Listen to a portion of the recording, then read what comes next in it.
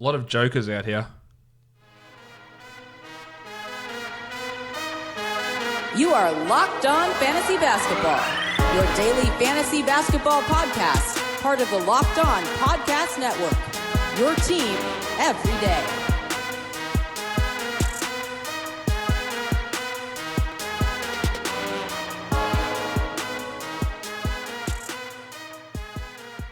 Hello and welcome to the Locked On Fantasy Basketball podcast brought to you by Basketball Monster. My name is Josh Lloyd and I am the lead fantasy analyst at basketballmonster.com, and you can find me on Twitter as always at redrock_Beeble and at Instagram at Locked On Fantasy Basketball. I'm also the lead analyst, which I forgot to mention, at Yahoo Sports Australia. A pretty light day in the NBA today. We still got some significant performances and some significant injury news that we do need to pay attention to. So we're going to cover all of that and then look ahead to the 11 games that we do have on Wednesday in the league. Michael Bolton. Let's get to it. Let's get to it indeed. But a reminder, tomorrow I'm going to be doing the first of my public NBA fantasy pregame shows. I did a first show today for my Patreon subscribers. They get 2 exclusive shows of that per week. We go about half an hour before the first game of the night tips off, going through all of the latest injury news and what things need to change for DFS and streaming purposes and all that sort of thing. So on my YouTube channel, you will see a live event there for 6:30 p.m. Eastern Time tomorrow. That is Wednesday, before Wednesday's game, where we'll go through all those things. It might go for 10 to 20 minutes, depending on how much stuff we've got to get through. So pre-game show for NBA Fantasy, which I'll be doing 2 times a week for my Patreon subscribers and once a week for everybody else. And hopefully you guys can get along, check it out, and enjoy what we're going to do. But what we're going to do today now, I have been seeing people make comments about the YouTube show in particular and complaining about the lack of box scores. Well, for you, those of you who have been complaining about the lack of box scores, let's start looking at these games. The first game we look at, Miami 112 beat the Atlanta Hawks 97. The big news from this one, of course, is Trae Young hurt his ankle. He stepped on Justice Winslow's foot, and the reports from Shams Charania of The Athletic that Trae is going to be out for 2 weeks. He is having an MRI to determine the severity or if there is any significant long-term injury there, but he will be out, which is a real bummer because Trae has been on fire. Obviously, he had 5 points in 11 minutes in this game. Was struggling a little bit, but that injury is not ideal. Now, in the second half, the Hawks started DeAndre Bembry. If Kevin Herro wasn't on a minutes limit, you see his value rise significantly. Now, we don't know how long that minutes limit is going to last for Herro, but in the meantime, Bembry is the strong ad there. He came out, he played 27 minutes, had 9 points with 5 assists and a steal. He brings defensive numbers, he can block shots, he gets steals, and he's going to bring assists. Whereas other players, Herter will also bump it up, make sure he is not available in a 12-team league. Cam Reddish, he handled the ball quite a bit. Now, Reddish has really lost in terms of shooting. That Duke shooting has carried over 2 of 10 from the field for 6 points, but 6 assists. The 3 steals is really interesting. He's able to generate those steals in Duke as well, or at Duke as well. So he is an interesting type guy to look at there, while DeAndre Hunter, maybe he gets a bit more usage, but he was pretty bad here. 4, 3, and 2 with 2 steals for DeAndre. But with Trae Young out, John Collins really cranked up. Now, he actually started playing well at the beginning of the game. 4 triples in the first quarter, ended with 5, had 30 points, 7 rebounds, 4 assists, a steal, and a block on 59% shooting, and 83 from the line. This is why we love John Collins. This is why we thought, hey, maybe he could be a second top 20 player for this Hawks team. Big night from Johnny. Jabari Parker did his thing off the bench with 12 points, while Alex Len, no foul trouble. Only 18 minutes. Feel pretty good about having him as a 12-team league drop. Bruno Fernando only played 12 minutes, disappointingly. Had 3 and 3. He is a great late round or late season stash. And if you are in a deeper league, Ty Wallace, formerly of the Clippers and was with the Timberwolves for a bit this offseason before being waived. Remember a couple of years ago for the Clippers down the stretch, him and Sindarius Thornwell were playing big minutes, but he was putting up some pretty strong numbers. In a deeper format, he had 6, 3, and 2 in 14 minutes here. He will get into the rotation because Evan Turner's hurt also. So there might be something for those deeper leagues to have a look at with Ty Wallace. For the Heat. Bam! Bam! Bam! Bam! Let's talk Adebayo. 33 minutes. The breakout is in full swing. 17 and 10. 2 steals, 3 blocks, 90% from the line on 10 attempts. He has been really impressive so far this season and just continues. And this was the first game of Jimmy Butler in his Heat uniform. Because he's my butler. He is your butler. He had 21 points, 5 rebounds, and 3 steals. It would have been better had he not gone for 10 of 15 from the free throw line, but he looks strong. And of course, we wanted to see what would happen when Butler was back with Kendrick Nunn and with Tyler Herro. Well, Herro, he went off. But of course, with this line from Herro, there are a lot of things that aren't replicable at all. 29 minutes and 29 points. 3 triples, 7 rebounds. He shot 78% from the field on 9 attempts. So he had 29 points on 9 attempts because he got to the line 16 times. The Heat team got to the free throw line 45 times as opposed to the Hawks 24. So that 16 free throw attempts is just not going to happen, and he is not going to be a 77 or 78% shooter. We know that. He still got his 29 minutes. Goran Dragic got his 30 minutes. Kendrick Nunn got his 30 minutes. Justice Winslow got his 30 minutes in what ended up being a pretty comfortable victory. But I don't know if we got a full indication of what to expect from Nunn and Herro with Butler back because so much weird stuff was going on in this game. As for Nunn, a really quiet first half. Ended with the 30 minutes, which is encouraging. 17 points on 18 shots, and that's horribly inefficient. No rebounds and 3 assists. So not the best night from Nunn. He really did light it up at the start of the third quarter and then disappeared again. I'm still holding him in 12-team leagues, but there is a real chance that it does drop off pretty soon. But he was still getting lots of shots, just the efficiency wasn't quite there for him. Myers Leonard blocked 3 shots. I think he's had 110 blocks. I saw Brian Schroeder tweet out today 110 blocks in his entire career. So those 3 blocks definitely are an outlier, while Goran Dragic had 21 points with 5 triples. A disappointing night from Justice Winslow, no doubt. 2 points, 6 rebounds, 3 assists, and 2 steals. He just couldn't get into the rhythm with Jimmy Butler out there. This is a great buy low opportunity. People were already dropping Winslow, so if he has dropped, it's a clear add to me. He is a guy that I'd be trying to just throw my worst player on my roster to see if I can get. Now, he's probably not going to be as good as what he was when Butler was out, but this is the outlier on the downside of those sort of performances. So he'll be better than this. Kelly Olynyk, only 18 minutes. Duncan Robinson, who went off last game, didn't play until junk time. And while Chris Silver was getting minutes ahead of him, and Silver for those deeper leagues looks really, really good. But a two-way guy, so may not be around the team all season. All right, let's now move on to the next game. We have got, where are we? The Dallas Mavericks and the Denver Nuggets. The Mavericks with the big win on the road to stay undefeated, 109-106.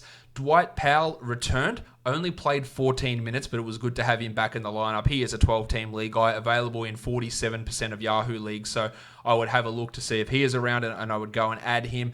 The Mavericks made some changes to their starting lineup. Powell, of course, came in, but then Delon Wright went back to the bench, and we had a starting lineup of Seth Curry, Luka Doncic, Kristaps Porzingis, Dorian Finney-Smith, and Dwight Powell. Percentages. Curry was okay, 10 points with 2 triples and 3 assists. Wright, once again, better off the bench, 12, 3, and 6. He is a hold pretty comfortably over Curry. Timmy Hardaway had 14 points in his 23 minutes, while Maxi Kleber was the big performer. 14 and 7 with 3 blocks for Kleber in 30 minutes off the bench. Don't buy too much into that with Powell's limitations. And even when Powell was out, Kleber wasn't doing this sort of thing. Porzingis struggled early, 10 points on 14 shots, but ended with 14 boards and 2 blocks to recoup that value. While Doncic, 12, 4, and 5 with 2 steals. He was hitting his free throws and then missed the last couple. Ended up with 25% from the field and 63% from the free throw line. An off game from Donch, no doubt about that, but he'll be better. While the burner, Jalen Brunson, only 16 minutes, but those 8 assists are still really valuable. So if you did add him, the fact that he's still getting those assists in the bench unit, it's really encouraging. So I'd hold just to see, because I think that Mavericks starting lineup is going to be pretty fluid. You're going to have Powell, Porzingis, and Doncic in there most nights, and then you'll have guys like Finney-Smith and Jackson, and Justin Jackson started the second half, Delon Wright, Jalen Brunson, Seth Curry, all these guys rotating through those other spots. For the Nuggets, Nikola Jokic had the fat face Ray Felton triple-double, 10, 10, and 10 in 33 minutes. He is a buy low guy. If people are, he's so fat, he's struggling. He does this every year. Every year he struggles in October, November, and then he turns it on when you get to December, January, and he's just an absolute beast. Buy low on him. Massive surprise to me to see 31 minutes out of Paul Millsap, 23 and 8 on 53% shooting. Go look at his game log and you'll see how wildly inconsistent he is or has been so far this season. I'm not buying into it as a must roster 12-team league guy. Well, Jeremy Grant, you can get rid of him. 0 of 5 in 17 minutes. Will Barton, really good in this game from Barton, 19 and 11 in 37 minutes.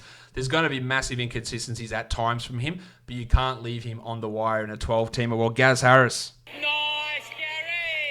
He was actually really nice. 16, 5 and 4, 4 triples and a steal. He looks more like 17, 18 Gaz than 18, 19. He is available still in 27% of Yahoo leagues and should be scooped up in pretty much all of those ones. While the Blue Arrow Jamal Murray had 16 and 6.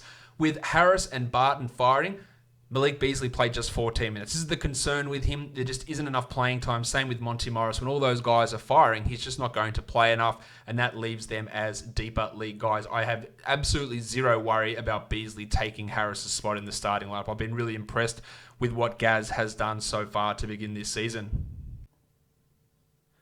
All right, we go now on to the last game of the day here for Tuesday.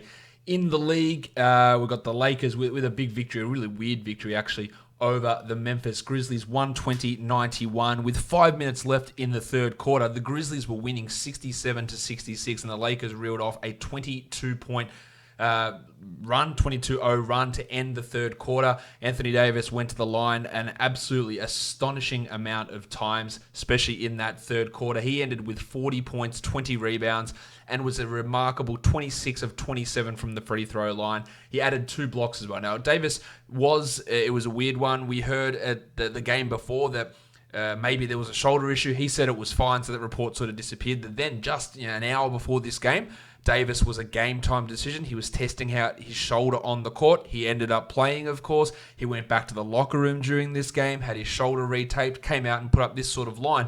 But his shoulder is not right. It is clearly not right. Whenever he was on the ground and the players come in and they go to pull their teammate up, grabbing by the hands and pulling up, Dwight Howard on one instance went to pull Anthony Davis up by the right hand, and Davis flinched and reflexively pulled that right hand back and extended his left hand out because he didn't want to get pulled up by that sore shoulder. So it's absolutely something to watch, but he was huge here in this game. LeBron only the 28 minutes, but 23 points with 8 assists, 71% from the line. KCP, a real garbage time special, 13 and 6 for Caldwell Pope with a block in 28 minutes, while Dwight Howard got into some pretty extreme foul trouble, 19 minutes, had 2 points, 5 rebounds, 2 blocks, still looked better than JaVale McGee, even though JaVale played 28 minutes and had 8 and 7. And if there's one of those guys I'm going to have on my roster, it probably is Dwight, but again, his free throw percentage does make him a guy where you really have to look at how your roster is constructed, because maybe he provides positives in the blocks and positives in the field goal percentage, but if he absolutely pulls his dick out and pisses all over your free throw percentage, then what's the point? So while he might be the option and the ad that you look at, he's far from a must-add guy. It really is going to depend on how your team looks. Avery Bradley had 12 points. Danny Green only the 19 minutes in the blowout. And after that initial game where Green went crazy, he has cooled right back off to Danny Green status. He's not a 10-team league player. He's more of a 12-team stream guy. On the Grizzlies side of things, Ja Morant, 16 points for Ja in this game in those 25 minutes. He had 2 steals and 2 assists as well. The assist numbers were pretty strong prior to this game. Nothing to really worry about too much here. Jonas Valanciunas, the minutes are coming up, 14 and 11. If he gets 30 minutes, which he probably won't, but if he ever gets 30, then he is going to be like a top 30 type of fantasy player. 14 and 11 is still great while he's on a minutes limit. Grayson Allen, 13 and 5. Not bad from Grayson, although the shooting was horrible. He outperformed Dylan Brooks, who was 8, 3 and 4 in his 23 minutes. That Grizzlies shooting guard spot looks like a mess all year. We also got 23 minutes out of Marko Guduric as well. He went scoreless, missed all 5 of his shots. We had some 6 minutes of D'Anthony Melton garbage time also. Brandon Clark only played 19 minutes here. It is a little bit hard to consider him a must-hold. I like him. It's hard to consider him a must-hold 12-team league guy with how the Grizzlies are running their rotation with Valanciunas' minutes coming up. Speaking of minutes in that front court, Jaren Jackson Jr., 18 minutes. He had 5 fouls during that time, just dumb fouls as usual, 7 and 6, and poor shooting, 2 of 10. A really bad performance from Jackson. Maybe it's a buy low, but maybe he never actually gets these foul trouble issues worked out. Much like Mitch Robinson, we're seeing Wendell Carter tend to get it figured out, and normally players do get it sorted, but it isn't always the case. Marquise Chris has not get it figured out in 4 years or 5 years, however long it's been. So maybe Jackson just can't stay out of foul trouble, and that'll be obviously a real issue with his overall fantasy value. Could take a bit of a big hit.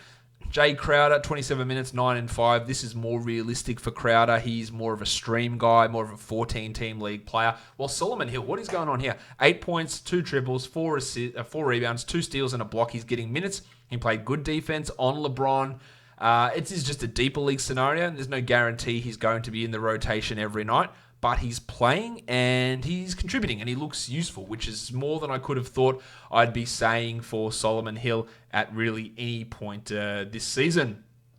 All right, let's, before we just wrap this up, the recap stuff and move into the DFS portion, let's look at the injury notes just to recap those. Trae Young with that sprained ankle, he's going to be out for 2 weeks. So boosts to Cam Reddish, DeAndre Bembry, and Kevin Huerter, Vanderpants, and for deeper leagues, Tyrone Wallace. Willie Cauley-Stein with his foot issue, and Alec Burks with his ankle issue. Both of those guys are likely to make their Warriors debut on Wednesday. Cauley-Stein could be an ad, especially with Kevon Looney dealing with that hammy issue. And Davis and his shoulder, Anthony Davis, as I just mentioned, did not look great for him, even though he played and put up monster numbers. You just worry about that shoulder and how it goes through the rest of the season. Let's talk some DFS now. 11 games on in the NBA on Wednesday. All right, so let's look at these games now. The first one of them on Wednesday, we're going to be focusing on DraftKings pricing here. The Knicks and the Magic. The Magic are favored by 9 points. The total is 209. That is, in fact, the lowest total on the entire slate. The Magic have been pretty good defensively this season, and the Knicks have been subpar offensively. Combining those two together keeps that pace down. We know that Alfred Payton has been ruled out with his hamstring issue. Dennis Smith missed Monday's game with that personal issue with the death in his family. He is questionable for this game. It'll either be him or Frank Ntilikina starting. Whoever it is, I wouldn't put any trust in that rotation. Alonzo Trier could also get in the mix. Trier, of course, went from playing 20-plus minutes a night to a DMP CD last game without Smith in the lineup. So again, your common sense is not something that is high on the Fizdale agenda. Let's if we look at this game, now let's look at the point guards. Markelle Fultz is all the way down at 4,100. Now, he hasn't had a game under 20 DraftKings points so far this season. He is creeping up in minutes every game. He's closing every game. He hasn't even had a fantastic performance. So in terms of a baseline floor value, I do like Fultz here, and he can get much better than where he's currently sitting. So I do like him at that sort of a salary.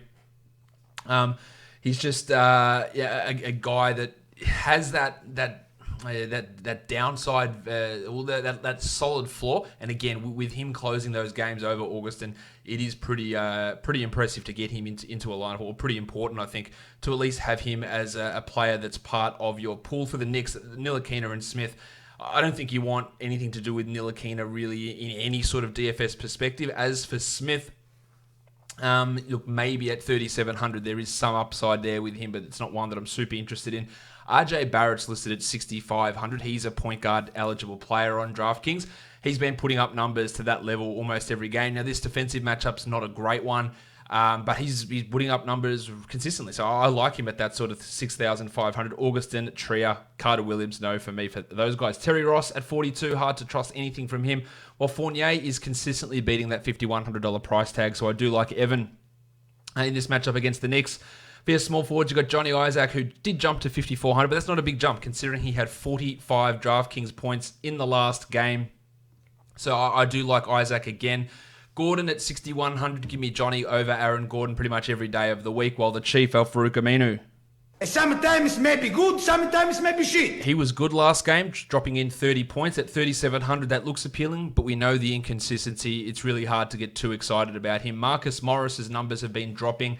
He is averaging under 20 points in the last 3 contests, and at 4,800, I want more than 20 points. And the Fort, Kevin Knox, is at 36. Now, to be honest, Kevin Knox is giving us 20 a night at the moment. The minutes are fine. He's looking okay now. It's not mind-blowing type numbers, but at 3,600, there is something at least marginally to consider with Kevin Knox. For the big man, Nikola Vucevic at $8,000 has not been himself, but his last 3 games against the Knickerbockers have yielded 57 points apiece.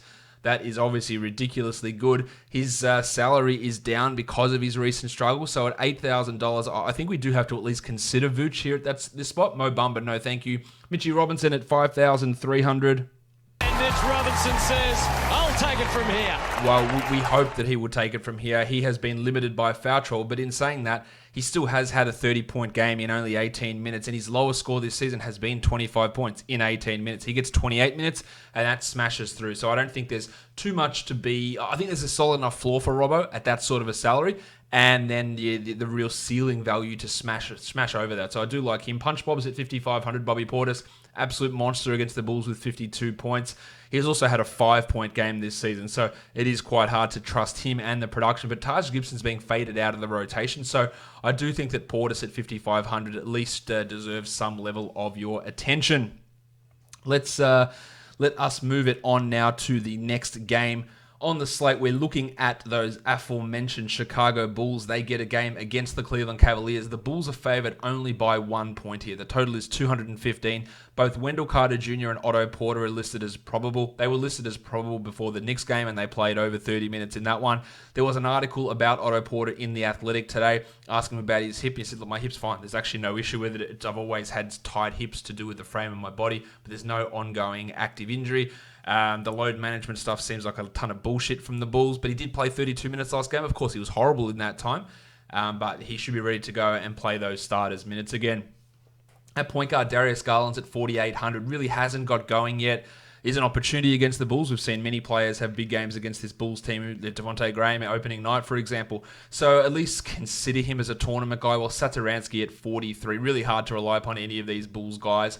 The Padawan Colin Sexton's at 56, very limited upside because of his inability to do anything apart from score, and then his scoring is capped by the other players around, so he's a strong fade for me. Chris Dunn, Dellavedova, Kobe White maybe at 49. That is a pretty hefty price tag for a guy whose minutes have been reduced pretty harshly in the last 2 games. Archer Jacquino, he's not going to work for me. The other guy we've got to look at here, of course, is Zach LaVine at 7,700. He is a point guard eligible player on DraftKings. Even though he's struggling, he's getting 35 a night, 36 a night. No reason he can't do that again here. And if he blows up against this Cavs team for a 60-pointer, you'd love it. You'd probably lean a little bit more towards tournaments for LaVine, but he does have cash value. Kevin Porter is a shooting guard, and he's at $3,000, and that's all you need to know about him. And then we go into the small forward players. Otto Porter's at 45. Now, it takes some pretty decent-sized nuts to say I'm going all in on Otto Porter. My nuts aren't really that big, so I'm not going to say I'm going all in on Otto Porter. But at 4,500, it definitely does tickle the undercarriage a little bit. So that's a $700 price tag. He gets 25 points. The value is already there. You can see it for Porter, so I do like him quite a bit in GPPs. His roster percentage is going to be really, really low, and that should help Otto in this one. Chetty Osman's at 46. So, for example, Chetty at 46, Porter at 45. I'll take Otto every day of the week there. Well, Thad Young's at 41. He had a nice game last time out. It only yielded 22 DraftKings points, and he's not one that I'm super keen on here. For the big man, Kevin Love, 8,200. He has been absolutely feasting. It's a good matchup for Love. 40 points should be in the bag. I really like him here. Tristan Thompson also killing it, giving us 40 a night at 6,500. Both of those guys look like great plays. While with the Muppet John Henson out, Larry Nance gets extra run. We saw that with 32 points last time out for Nance in 25 minutes, and at 5,300, he at least gets into the tournament pool without being a must-use guy. Lowry Markkanen is at 7,600. The shot just hasn't fallen for Markkanen, but getting close to those 30-point-per-game situations for Lowry does make him at least a tournament upside guy, while Wendell Carter at under $6,000, where he got you 45 last game. I really do think that we need to pay attention to him at least in this sort of a matchup scenario. The Unicornetto, Luke Cornett, I don't think we need to be going too heavily after him, and by too heavily I mean do not touch him with a 10-foot pole. I had a different phrase I should have used there. Maybe I'll use it next time.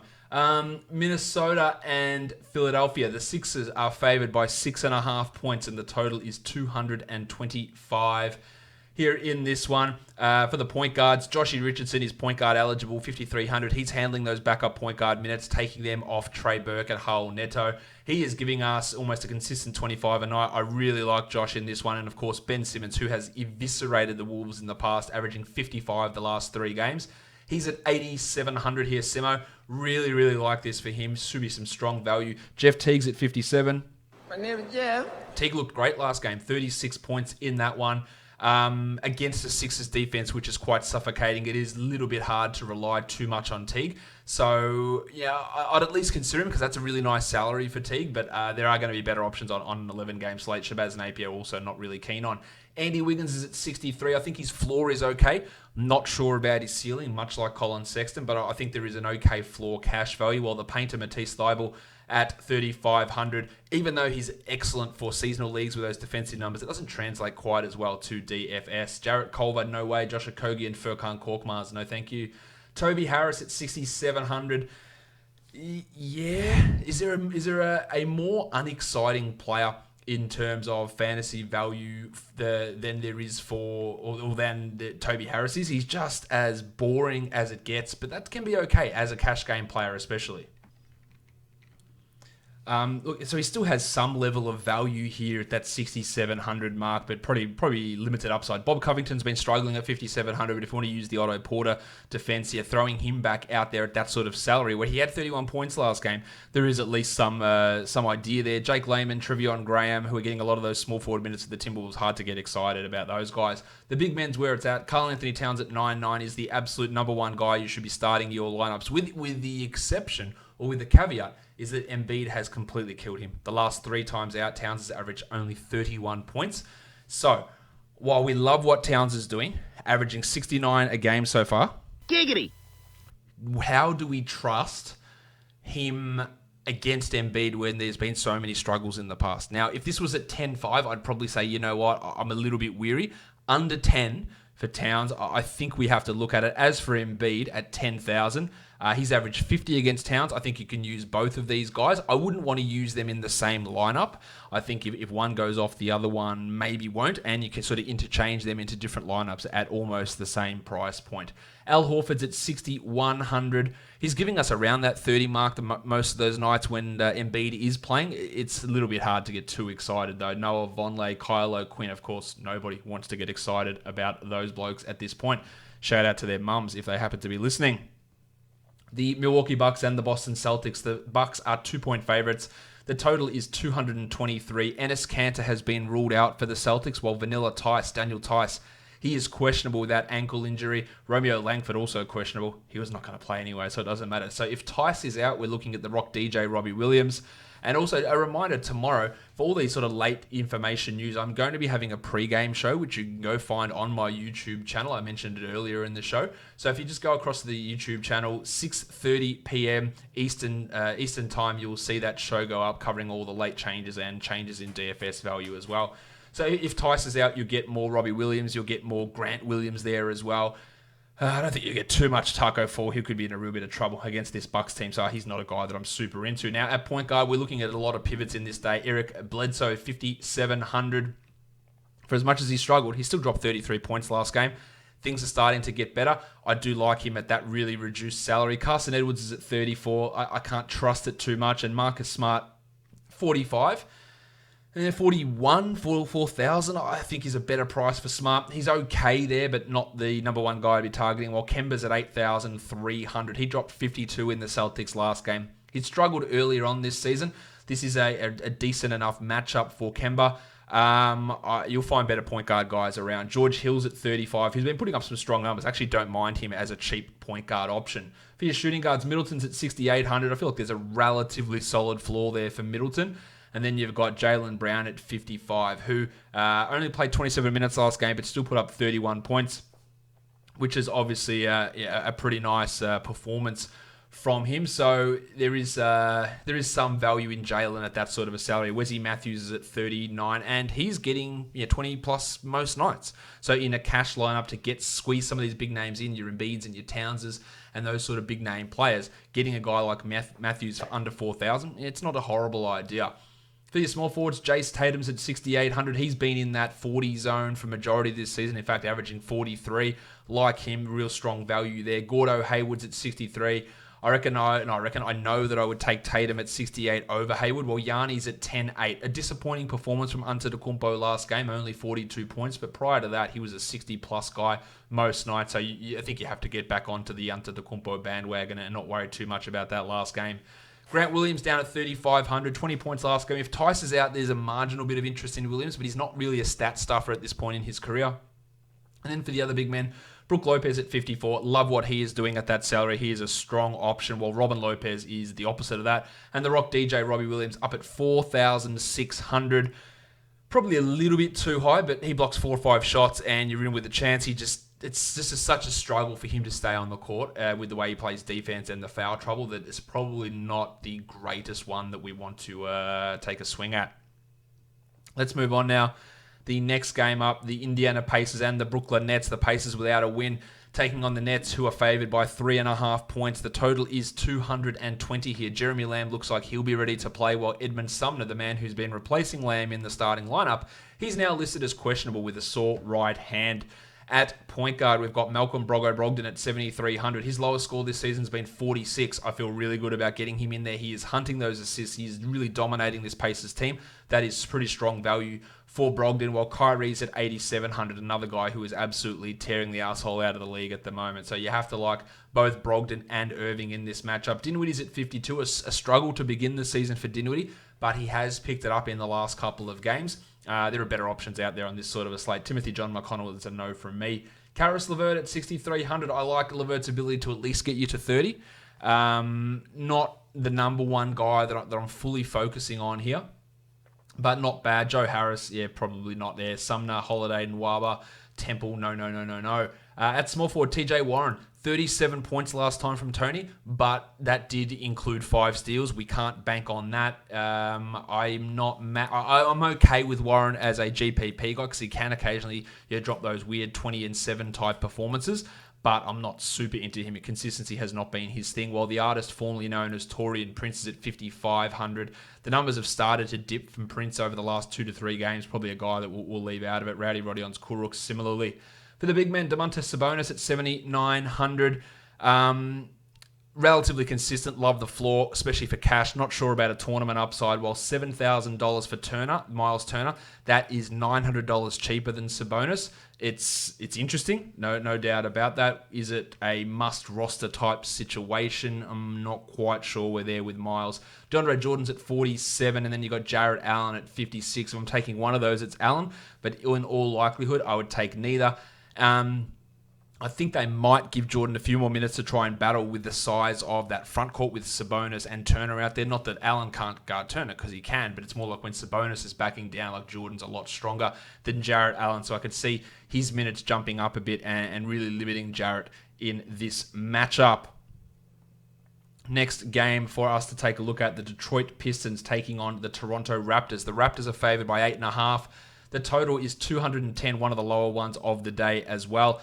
Reggie Jackson is out for Detroit, so Timmy Frazier gets another start. He is at 3,200, and while 17 points is not good, at 3,200, it's not a bad way to stack some other big names in there, because we know that he's going to play his 20 minutes, he'll get his assists. I'm not super into it, but at least something it is to consider. Kyle Lowry is just playing a shit ton of minutes. 42 points over the season so far per game, and 39 minutes per game. At 7,400, that's really strong, and he does perform pretty well against Detroit, so I do like Lowry here.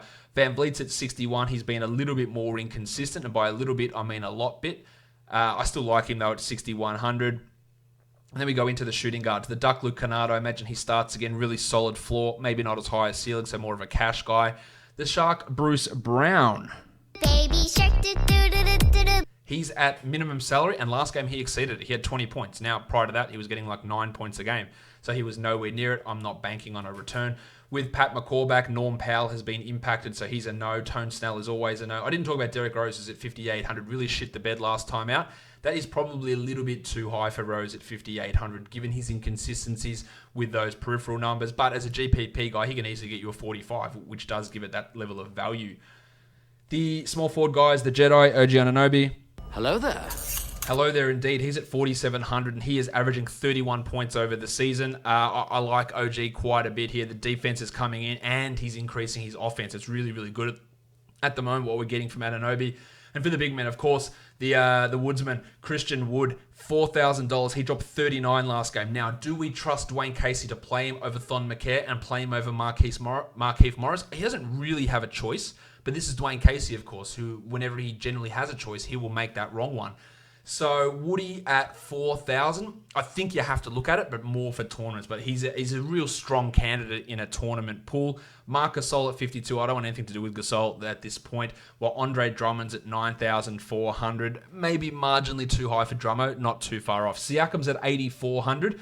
His last couple of games haven't quite been where you need them to be. This is a relatively positive matchup for Siakam. I can't see Markieff Morris really doing too much to stop him. So this would be one that I'd go back on to Pascal at that salary, while Markieff himself at 4,500 is a pretty strong stay away.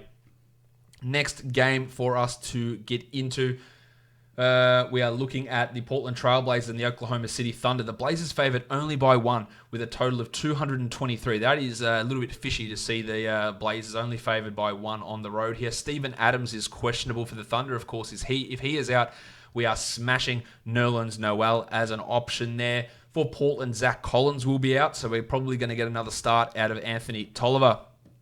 At point guard, Dame Lillard's at 9,100. Really without much fanfare, is averaging 51 so far this season. Love him again here.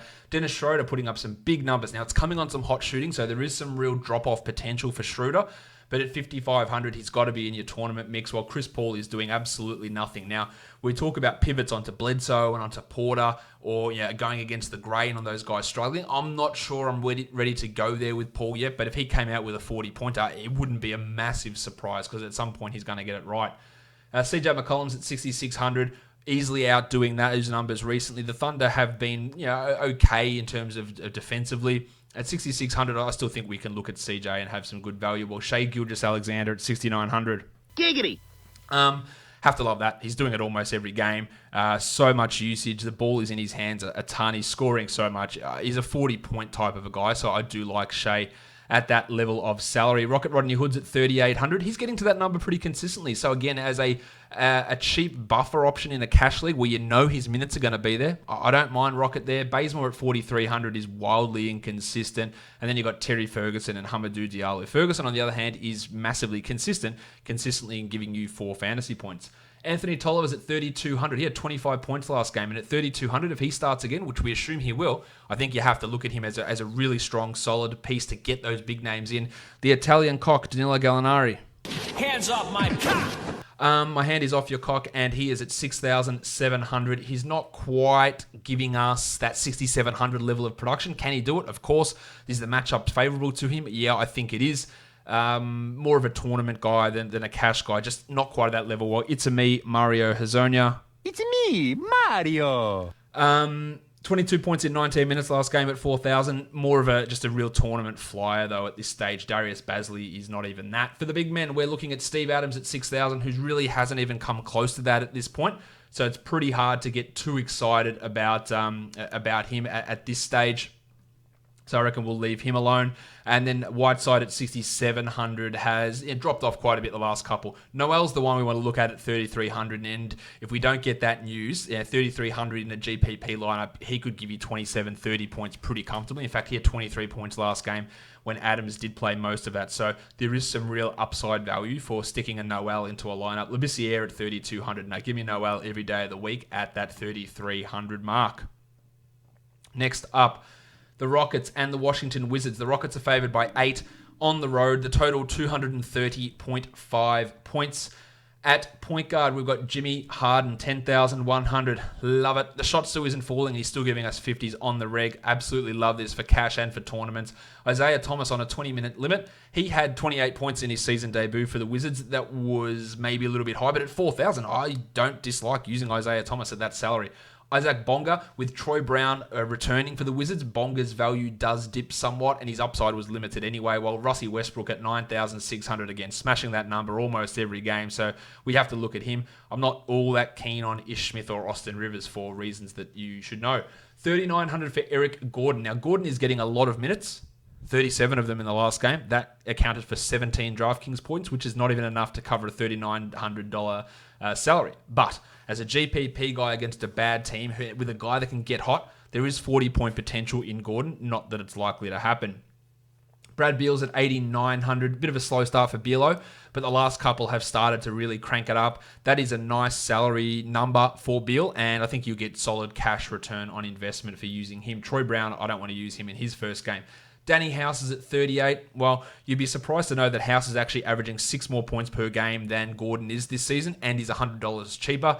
I just don't think he's got that upside, that real explosion type upside that we look for. While Davis Bertans at 37, he's got the 30-point upside. So I like him as a GPP guy out of that group too. PJ Tucker's been unstoppable. So his salary is up to $4,800. I think that is prime fade territory. I just don't see 60% of PJ Tucker's shots going in every game, which is what's been happening. For the big man, Capella, all the way down to 7,200 because someone, I don't know who it is, someone is taking all of his rebounds. 7,200 for Capella, yeah, I don't mind it. There is real upside against this team, this Wizards team with such poor defense, and he should be able to wreak some havoc on the inside. I'm not massively into it, while the tank, Tom Bryant,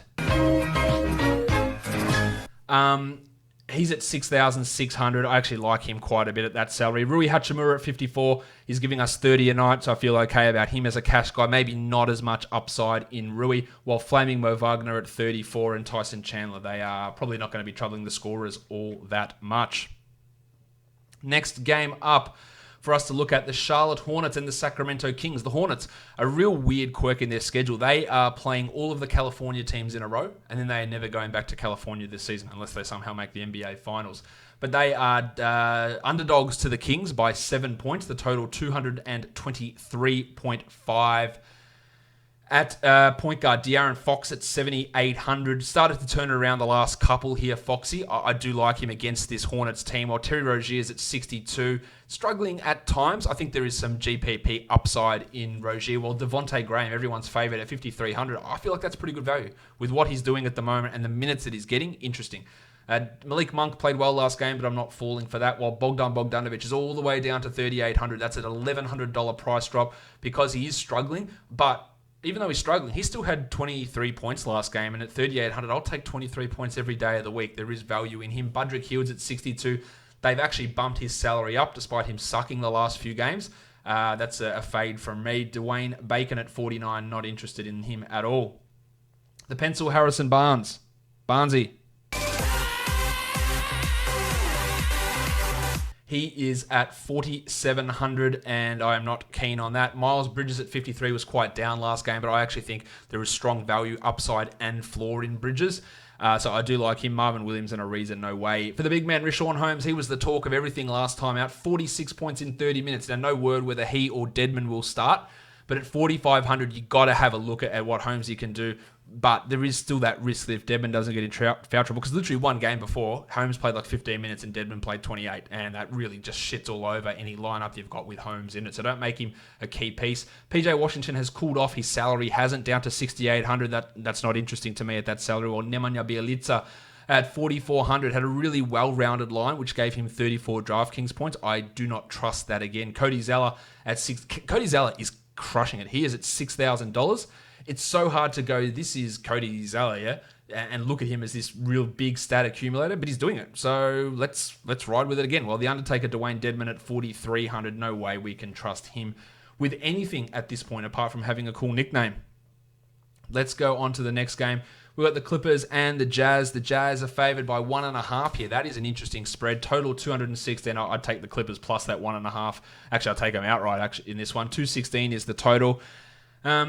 Let's look at the point guards. Mike Conley, we're talking about fading the guys who are struggling. He's at 6,200. That's a big price drop. I'm all about it. Let's go. At some point, the shot is going to fall and he's not going to get in foul trouble. Maybe it's this game, maybe it's not. But you've got to take advantage of a guy who can be a 50-point player at 6,200, I believe. Paddy Beverly at 47, limited upside. Donnie Mitchell at 78. He's been really good. He's done. He's good.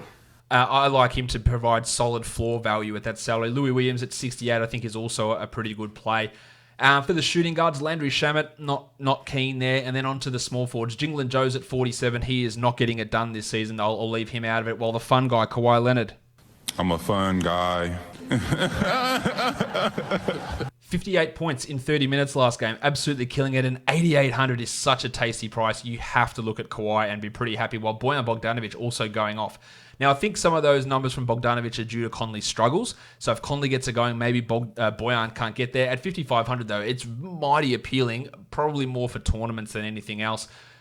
Jermichael Green, Jeff Green, Mo Harkless, George Niang. No. Big man Rudy Gobert had been struggling but dropped 44 last game. Will I get back on the Gobert bandwagon? I think he can have his way with Zubats and Harrell. So yes, I'm into it. Harrell at 6,500. It's always a struggle against Gobert. Well, usually. So he's going to be a fade from me here as well. Well, Zubats had 5 blocks last time out. I think that's what's the word? It's not going to happen again. That's the word I'm looking for. And Paddy Patterson and Ed Davis, not guys that I'm super in on here for this one. And the last game of the day is the Suns and the Warriors. The Warriors favored by 5 after their big win over the New Orleans Pelicans. Alec Burks and Willie Cauley-Stein have both been upgraded to probable for the Warriors, so they are likely to make their season debut, while Jacob Evans is out after straining his adductor last game. Now, whether the Warriors go back to that small lineup with Draymond at center, with Willie Cauley-Stein available, remains to be seen. But you think that Willie will get some level of playing time here. D'Angelo Russell's at 7,900, 45 points for him against the Pelicans. There's a real opportunity for him to have another 40-pointer, so I do like him. Devin Booker's at 79 as well. I would take Booker and Russell at those prices, the same price, while Steph's at 9,500. Probably lean away from him when I can get Kawhi at 88. That's the direction that I would go there. Ravishing Rick Rubio's at 62. He's been a consistent 30-point guy. His lowest score this year has been 34. I like Rubio at this salary with how he is playing. Tyler Johnson and Javon Carter. Now, Javon Carter had 29 points last game. He played a ton of minutes, 27 minutes. With Monty Williams really reducing McCall Bridges, it's giving Carter extra life. Still just tournament, so I don't fully trust that. Burks' at 3,300, Alec Burks. If he gets the role that we think he can get at that huge hole at small forward, then there is value there. GPPs only, of course. Jordy Poole at 32 started last game. He's just inefficient, and with Burks back, it does limit what he can do. Bridges, Glennie Robinson, Damo Lee, who was great last time out. Lee, minimum salary 3,000, dropped 42 points. The inclusion of Burks might limit Lee. Of course, though, with Evans out, there is an opportunity, so Lee could be a GPP guy. For the small forward, Šarić is at 4,600. I think there are much better options than that. One of those is Oubre, who's at 62 and has been a 30-point machine almost every night. Eric Pascal is probably a fade. And for the big men, Draymond Green's at 7,500. Really like that price for Draymond, who put up a triple-double last game, while Cauley-Stein at 47. Given that we don't know what the minutes are going to be for him at this point, I'd probably just be looking as a GPP. Baines is at 42. The minutes have been down for Baines with some foul trouble the last couple of games, with Kaminsky outplaying him, and Frank is at 5,500. Frank at 5,500, I think, is worth a look as a decent cash floor type of play. Let's now just go through some values on the FanDuel site. In terms of some GPPs, there's similar Mike Conley type spots. I think PJ Washington's in a better spot on FanDuel. Darius Garland's an interesting upside guy, as is Eric Gordon. I like Fultz. I like Miles Turner. I like De'Aaron Fox. We can go that Otto Porter route again. And Alec Burks at 4,000. Vucevic at 8,500 is relatively interesting. D'Angelo at 84 also. Christian Wood at 47. Tommy Bryant at 71. Capella at 82, not so sure about that one. I do like Miles Bridges on FanDuel at 57, and the Italian cock at 6,800, Danilo Gallinari. Love Ben Simmons, love Rui Hachimura as well, love Jimmy Harden at 11,000, and Lukey Kennard, the Duck. And I like Steph Curry more on FanDuel at 9,600, and Embiid's 11,200 also comes up pretty nice. That'll do it for me today. Don't forget, tune in tomorrow, pre-game show, 6:30 p.m. Eastern on the YouTube channel, going through all the late changes and what's adjusted there for stream value, for DFS, and for all that sort of stuff. So check out that over on the YouTube channel. Follow me at redrock_bball on Twitter, on Instagram at Locked On Fantasy Basketball. Subscribe to this podcast, Apple Podcast, Google Podcast, Spotify, Stitcher, and on YouTube. Give me a thumbs up. Leave a comment down below, guys. We are done here. Thank you so much for listening, everyone. See ya.